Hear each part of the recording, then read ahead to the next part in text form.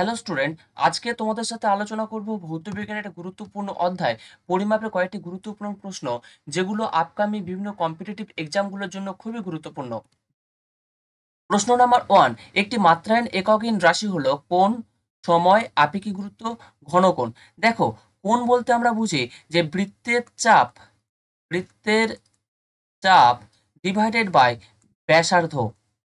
তাহলে দেখো, বৃত্তচাপ একটা দৈর্ঘ্য, ব্যাসার্ধ একটা দৈর্ঘ্য, দুটো একই জাতীয় রাশি অনুপাত হওয়ার জন্য এটা একটা মাত্রাহীন রাশি।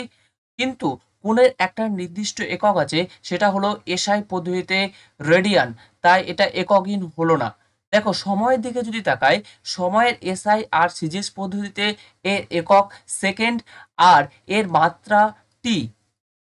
আপেক্ষিক গুরুত্ব রাশিমালা হলো পদার্থের ঘনত্ব পদার্থের ঘনত্ব ডিভাইডেড বাই 4 ডিগ্রি সেলসিয়াস উষ্ণতায় জলের ঘনত্ব। দেখো, আপেক্ষিক গুরুত্ব দুটো ঘনত্বের অনুপাত, অর্থাৎ দুটো একই জাতীয় রাশির অনুপাত হওয়ার জন্য এটা একটা মাত্রাহীন রাশি আর এর কোনো একক থাকে না, এটা এককহীন হয়। তাই এখানে সঠিক অ্যান্সার হলো অপশন সি, আপেক্ষিক গুরুত্ব। দেখো, ঘনকোণ দুটো ক্ষেত্রফলের অনুপাত, তাই এটা মাত্রাহীন, কিন্তু এর একটা একক আছে, সেটা এসআই পদ্ধতিতে বলা হয় স্টেরেডিয়ান, STRD। তাহলে এখানে অপশন সি সঠিক। প্রশ্ন নাম্বার 2, কোনটি স্কেলার রাশি? বল, ভরবেগ, কার্য, মন্দন। দেখো, স্কেলার রাশি বলতে বুঝি যে সমস্ত রাশিগুলো প্রকাশের জন্য শুধুমাত্র মান জানা প্রয়োজন কিন্তু কোনো দিক নির্দেশের প্রয়োজন হয় না, সেগুলোকে স্কেলার রাশি বলা হয়। দেখো, বল সমান আমরা জানি বস্তুর ভর ইন্টু ত্বরণ। দেখো, বলের ক্ষেত্রে এর একটা নির্দিষ্ট দিক থাকে, সেই দিক হলো বস্তুর ত্বরণের অভিমুখের সঙ্গে সমান, তাই বল স্কেলার রাশি হলো না। ভরবেগ দেখো, ভরবেগের ক্ষেত্রে আমরা জানি যে বস্তুর ভর ইন্টু বেগ। দেখো, ভরবেগের অভিমুখ হলো বস্তুর বেগের অভিমুখের সঙ্গে সমান, তাহলে ভরবেগ স্কেলার রাশি হলো না। কার্য, কার্য বলতে আমরা জানি বস্তুর বল ইন্টু সরণ। দেখো, কার্যের কোনো দিক থাকে না, তাই এটা একটা স্কেলার রাশি, অপশন সি সঠিক। মন্দন দেখো, মন্দন বলতে আমরা বুঝি যে বেগের হ্রাস ডিভাইডেড বাই সময়। দেখো, মন্দনের ক্ষেত্রে এর দিক হলো বেগের হ্রাসের অভিমুখে হয়, তাই মন্দন একটি স্কেলার রাশি হলো না।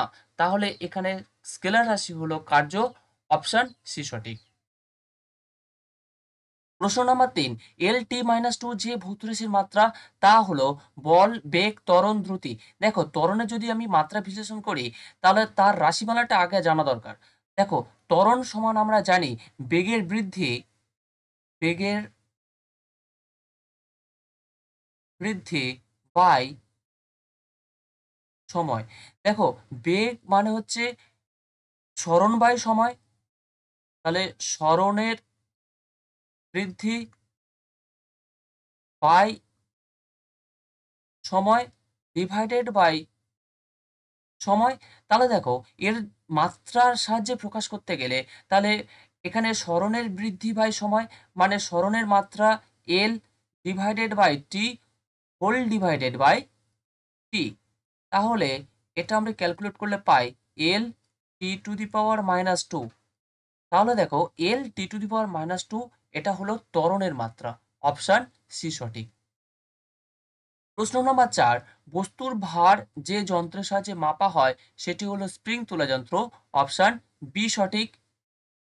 গড় সৌরদিনের মান কত? দেখো, গড় সৌরদিন বলতে বুঝি আমরা যে একদিন সম্পূর্ণ হতে গেলে কতটা সময় লাগে, সেটা 24 ঘন্টা, অপশন ডি সঠিক।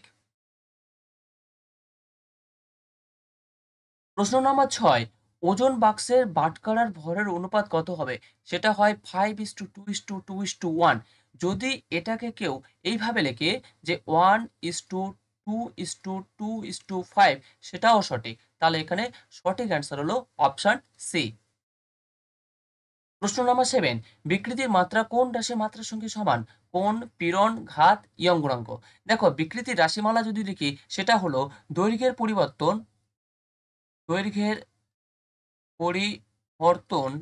ডিভাইডেড বাই দৈর্ঘ্য। তাহলে দেখো বিকৃতির ক্ষেত্রে এটা দুটো দৈর্ঘ্যের অনুপাত, অর্থাৎ এটা মাত্রাহীন রাশি। আর কোণের ক্ষেত্রে আমরা জানি যে বৃত্তের চাপ বৃত্তের চাপ ডিভাইডেড বাই বৃত্তের ব্যাসার্ধ, অর্থাৎ দুটো দৈর্ঘ্যের অনুপাত, এটাও মাত্রাহীন। তাহলে বিকৃতির মাত্রা কোণের মাত্রার সঙ্গে সমান হবে। আর এক্ষেত্রে পীড়ন, ঘাত, ইয়ং গণাঙ্ক প্রত্যেকের মাত্রা বর্তমান। তাহলে এখানে অপশান এ সঠিক। প্রশ্ন নম্বর 8, যে সমস্ত ভৌত রাশি প্রকাশের জন্য মান এবং অভিমুখ উভয়ের প্রয়োজন সেটা হলো ভেক্টর রাশি। অপশান ডি সঠিক। প্রশ্ন নম্বর 9, বস্তুর ভর, ঘনত্ব, আয়তনের মধ্যে সম্পর্কটি হলো কোনটি? তাহলে দেখো বস্তুর ঘনত্ব ডি সমান হচ্ছে ভর বাই আয়তন, মানে এম বাই ভি। যদি ক্রস মাল্টিপ্লিকেশন করে দিই তাহলে এম ইকুয়াল টু ডিভি। তাহলে দেখো অপশান এ সঠিক। প্রশ্ন নম্বর 10, চাপের সিজিএস একক হলো কোনটি? দেখো চাপের যদি আমি রাশিমালা লিখি সেটা হলো বল বাই ক্ষেত্রফল। দেখো বলের সিজিএস পদ্ধতির একক হলো ডাইন, আর ক্ষেত্রফলের সিজিএস পদ্ধতির একক হলো সেমি স্কোয়ার। তাহলে ডাইন পার সেমি স্কোয়ার, অপশন এ সঠিক। যারা আমার চ্যানেলে নতুন তারা অবশ্যই চ্যানেলটিকে সাবস্ক্রাইব করো আর আমার পাশে থেকো। সবাইকে অসংখ্য ধন্যবাদ।